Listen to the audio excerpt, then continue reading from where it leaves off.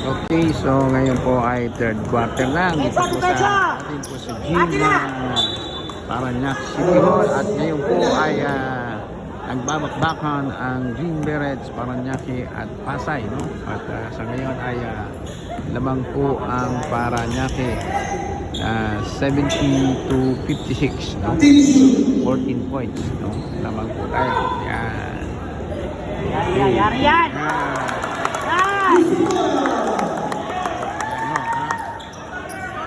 Depensa!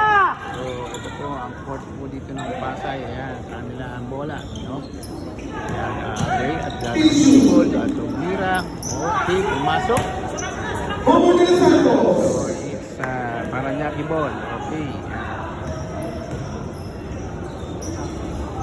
Shot!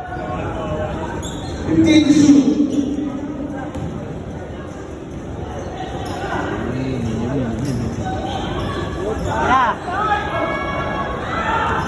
Huwag ko nang pumaw. Kapaan? Ang bibilis, no? Ano na? Ang bibilis ito. Uy! Wow. Okay, wala. So, muli po tayong magbabalik.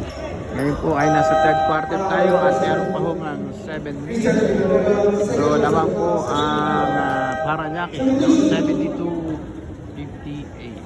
Okay, so good evening po sa ating pong Mayor Eric Olivares, Congressman Edwin Olivares, siyempre ang ating pong Vice Mayor Joan D. Oscara, at lalo po sa mga kasama natin dito sa YSDO at CSU kagabi dito. Diyan po yung mga department yan po sila, makikita po natin sila po ay nakasuporta sa gabi dito at nandito po tayo dito. At maganda naman po ang laban dahil kanina ay close. Malinis naman po ang kanilang paano. So maraming salamat din sa ating mga CSU na nakatabay ngayong gabi ito. At bukas po ang ating laro ay sa may San Dionisio Gym, no? Dito po sa may Quirino Avenue ng Barangay San Dionisio. Okay. Shot!